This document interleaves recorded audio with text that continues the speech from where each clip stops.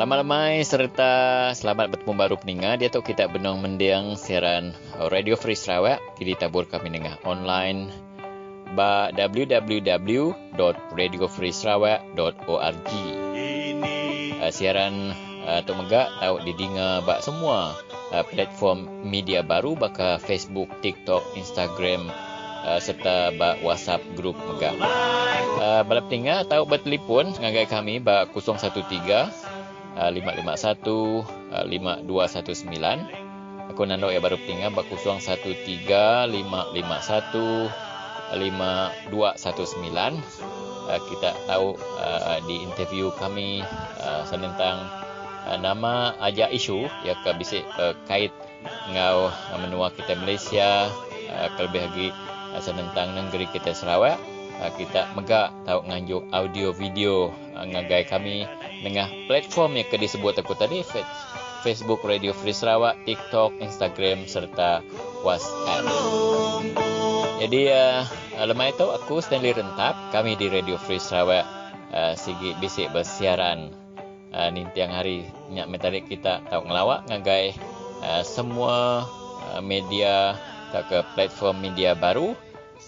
Bala kami di Radio Free Sarawak dekat ngengkah ke konten-konten terbaru yang tentu bisa berguna nambah ke penemu kita. Ya, terima kasih yang menjadi kita sendiri rentap. Jadi sekali dah kami datang baru baka kilometer pendengar semua dalam program Radio Free Sarawak kita ya. Jadi baka selama aku mai kengau dekat mai kita mendengar kerintah program ya kada dungkup kami sebuah. Jadi bakal ke sarito kita bisa tiga ikut temuai ke bisa dikenal dalam program kita. Jadi kecuali lagi kita akan dengar kerana menjadi kita setelah rentap gulanya Harrison Ngau psikologi kata bilang pasal isu tanah NCR. Jadi kita selalu nemu perintah Suai Ahmad mengubah atau tak land court ya. Jadi ubah tanah bak land court tu tadi peringkat semua balat mak selalu menusah ke rakyatnya lain bunyi kejaga Harrison Ngau. Perkara tu patut daripada ngagai rakyat dulu laban kesan ya segi pulai ke rakyat ukai pulai ke perintah ya. Jadi kita dengar ke ranau bukan dengan Hersengau. Jadi ranau kedua bakal kelima itu pendengar semua kita akan dengar ke ranau Ibu Lenti bukan dengan Thomas Jalon psikologi aktivis. Jadi itu kena ke pasal isu tenaga atau ke kita dengar ke ranau kami kemarin dalam program Radio Free Sarawak dia Premier Sarawak madah ke sidaya dekat berjalan ke penguat nambah ke tenaga atau ke guna cara gas hidrogen atau ke tenaga solar. Nya Siti hari 34 manifesto sida ilmu maya berpilih kursi negeri ke udah. Jadi berhujung lagi pendengar semua kita akan dengar kerana bergulai dengan Jeffrey Ngoy Sikori Chairperson Muda Sarawak.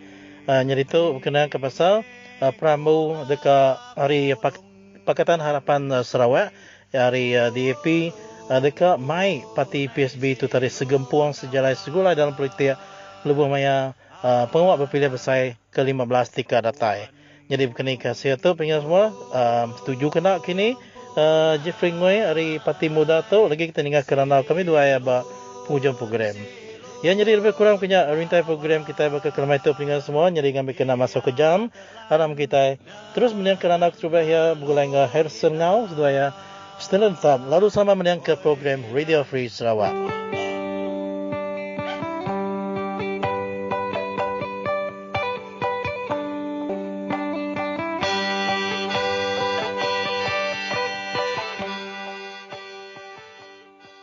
Kami di Radio Free Sarawak hari ini saudara masih lagi meneruskan perbincangan berkaitan dengan rang undang-undang bagi meminda Kanun Tanah Sarawak yang akan dibentangkan dalam sidang Dewan Undangan Negeri yang akan datang.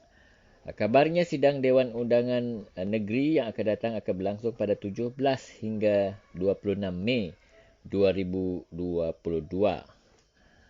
Namun yang mendukacitakan kita saudara ya kerana sehingga waktu ini kita masih lagi belum mendapat apa-apa berita berkaitan dengan pindaan tersebut. Seksyen manakah yang akan dipindah dan ini amat-amatlah mendukacitakan kita kerana pihak yang akan menerima kesan hasil daripada pindaan itu ialah rakyat.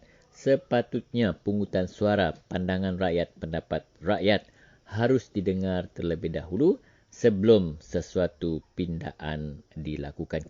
Selain itu, seperti mana yang kami tegaskan juga bahawa apa-apa juga pindaan yang akan dilakukan terhadap Kanun Tanah Sarawak tidak akan menggembirakan hati rakyat Sarawak selagi ianya tidak memulangkan hak rakyat Sarawak terhadap pemilikan tanah NCR.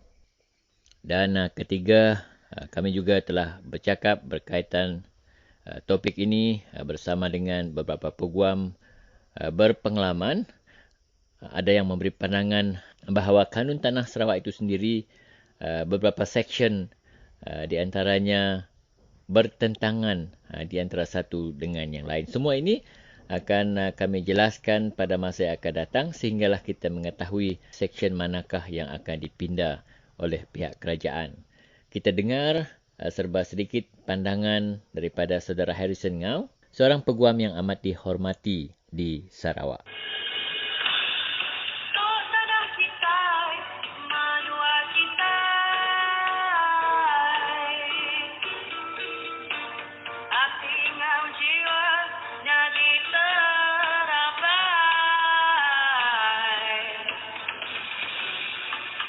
Apabila kerajaan ingin membuat pindaan kepada undang-undang atau meluluskan satu undang yang baru yang melibatkan kepentingan hak orang ramai rakyat Sarawak, harus transparan lah.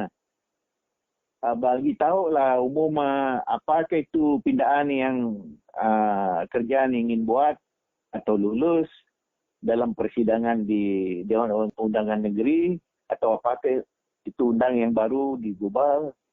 Harus diberitahu kepada semua orang ramai atau masyarakat lah, sebab kepentingan mereka yang terlibat, hak mereka yang terlibat. Ahli Dewan Undangan Negeri yang mewakili khususnya masyarakat orang asal, Bumi Putra, jangan berdiam dirilah. Kalau tak faham, jumpalah peguam-peguam yang ada pengalaman dalam bidang-bidang tersebut, dan banyak juga ahli antropologi kita. Datanglah jumpa kongsi pendapat dengan semua pihak atau pihak-pihak yang relevan, supaya kalau kita debate di konsil dan sampai masa kita buat pengundian sama ada menyokong atau membantah sesuatu undang-undang atau pindaan, kita ada fakta yang benar, yang betul, ya. Ya. Okey, Harrison, kita tunggu sajalah, itu saja mampu kita buat kerana mereka tidak umumkan apa yang dipindah, dan jika telah ada maklumatnya nanti mungkin Radio Free Sarawak akan menghubungi Harrison lagi untuk mendapat komen balas tentang pindaan yang dicadangkan. Terima kasih, Harrison. Ya, terima kasih.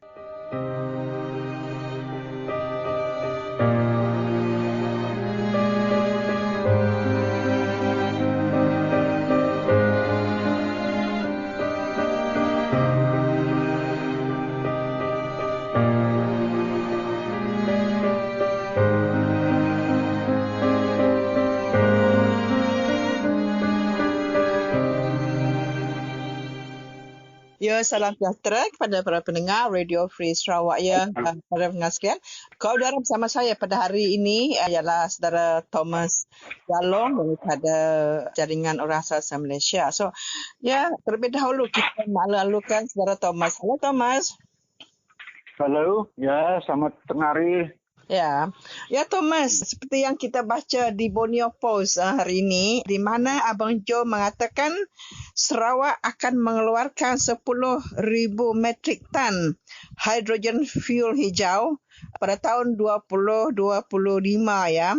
So, apakah impaknya sekiranya kerajaan akan mengeluarkan hidrogen tersebut, dan apakah agenda di sebalik itu, dan macam mana pula mega dam yang telah dibuat di Sarawak ini, Thomas?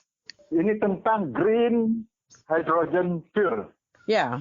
Ini nampaknya satu perkembangan yang baru lah dalam bidang fuelnya. Okay, since this new things, setakat ini kita belum dapat maklumat yang penuh, ya.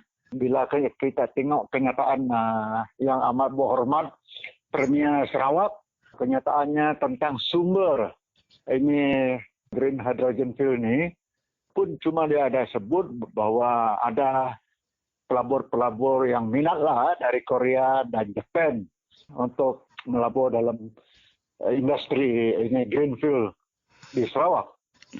Tetapi hingga sekarang ini dalam kenyataan yang sama, mereka juga tidak menyebutkan tentang dari mana ke punca itu green fuel. Cuma mereka mengatakan it can come from, ia akan keluar ataupun didapati dari wind and solar. Kaya demikian, and 10,000 metric ton itu pun memang besar jumlah dia untuk tenaga, keperluan tenaga. Kita mengalu-alukan menyarankan bahawa kerajaan negeri Sarawak juga seharusnya tidak meneruskan dengan perancangan membina empangan yang besar-besar di Sarawak seperti yang mereka telah umumkan berapa tahun sebelum ini, di mana mereka ingin membina kurang lebih 12 mega dam ya di Sarawak, yaitu termasuk Pale, termasuk Murum, termasuk Baram yang telah di Batak. Ya. Jadi Pale sedang dibuat dan Murum sudah dipakai dan Bakun pun sudah beroperasi selain dari batang air yang sudah ada. So nampaknya kita begitu sudah banyak sumber tenaga lebih dari cukup untuk keperluan Sarawak, untuk seluruh penduduk Sarawak, di seluruh pelosok Sarawak sebenarnya, jika ada network yang begitu sistematik dapat dilaksanakan untuk distribute itulah energi selain dari solar yang sudah ada dilaksanakan di kampung lah, kampung-kampung di kawasan pedalaman.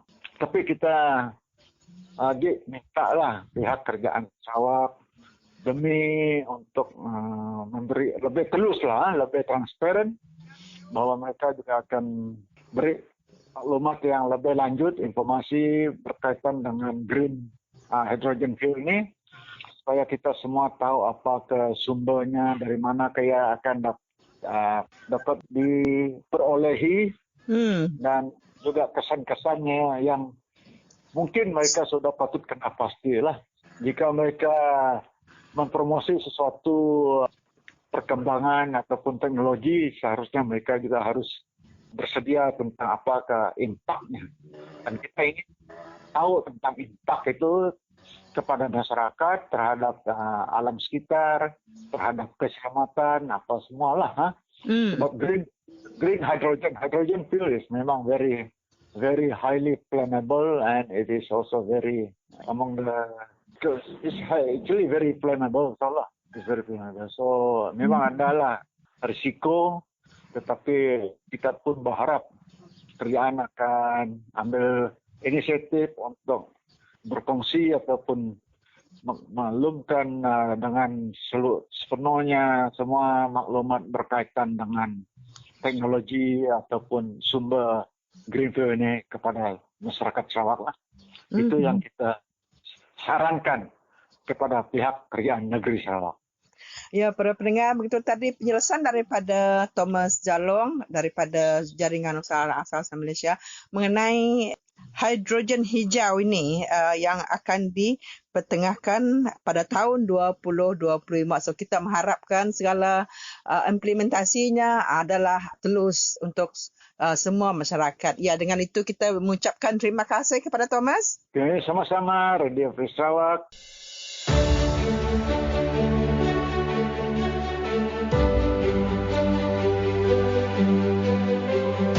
Audio Jungle.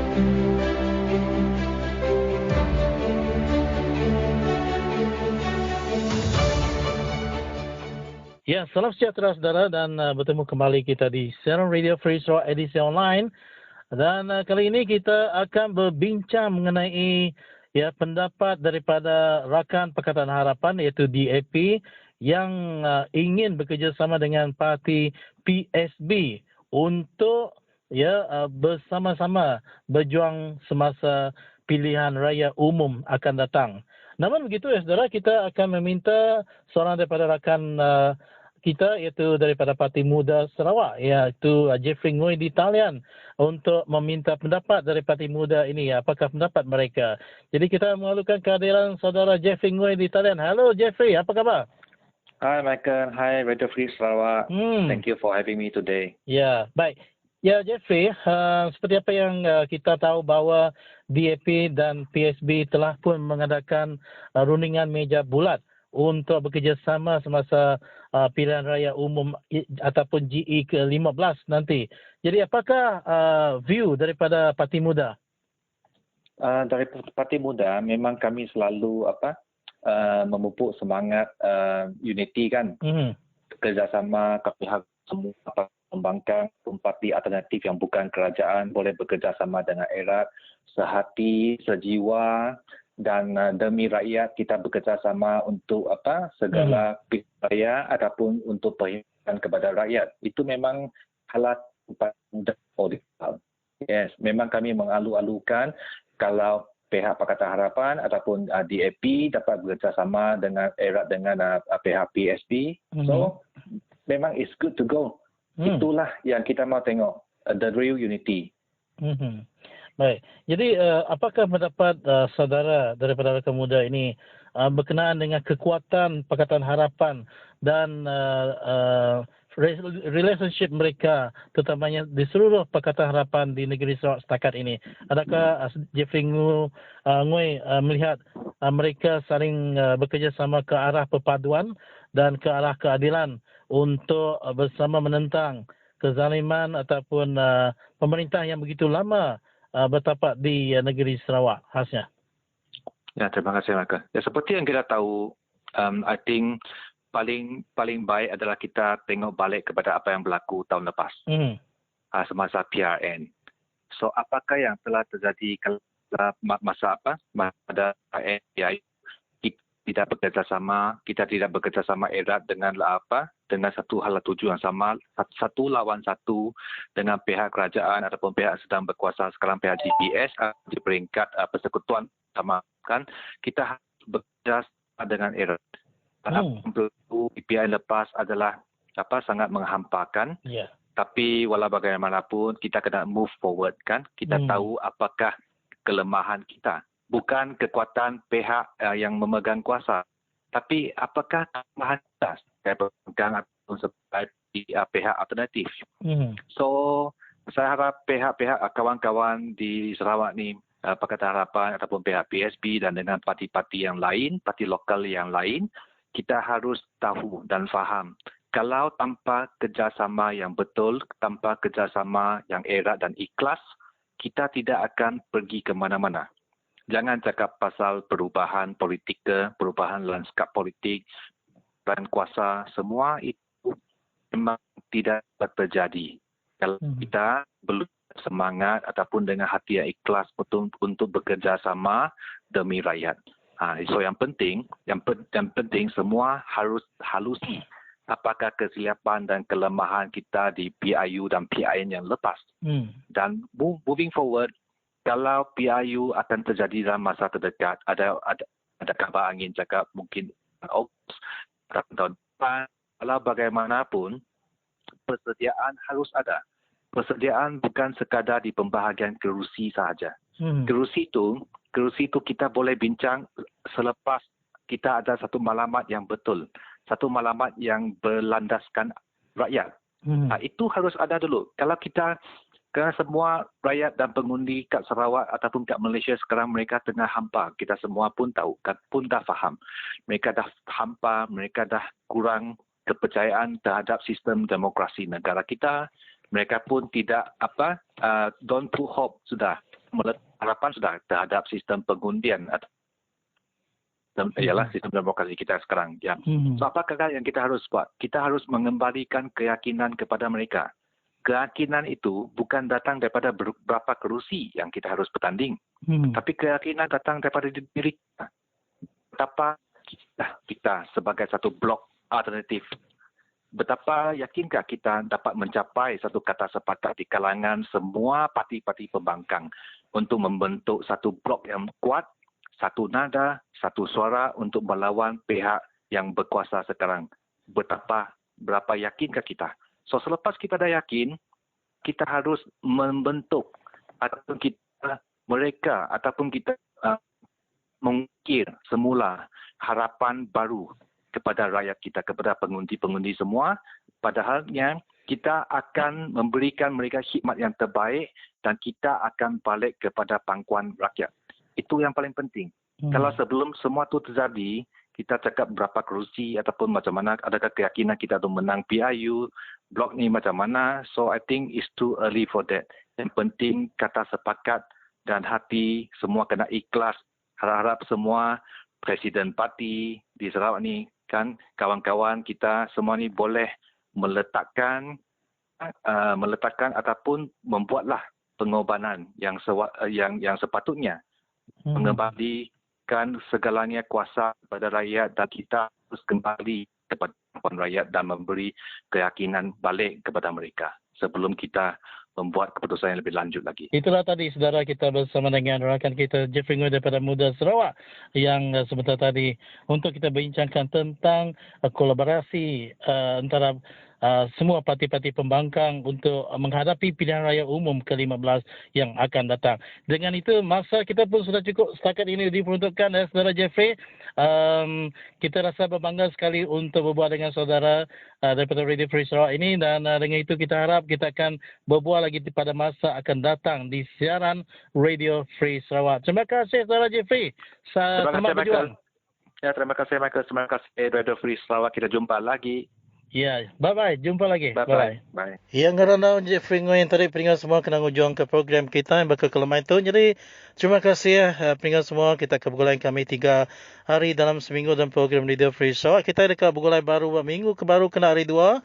Jadi, kita bisa nama-nama perubahan show kita yang kita boleh pulai manjai kaki kini kita dekat madah dengan peringat semua. Kelebih peringat ke meniang dengan ke laman sosial kami, Twitter kami. Ya, terima kasih ke semua kita akan mendengar program Radio Free Sarawak. Jadi aku makan kau hari kami sebut setelah lengkap ibu lenting semua warga kerja Radio Free Sarawak memberi selamat hujung minggu dengan kita semua. Lalu sama menjalankan pengawal kita dengan mana. Lalu kita bergulai baru minggu ke baru 89 Radio Free Sarawak semua tak berjaku. Bye bye.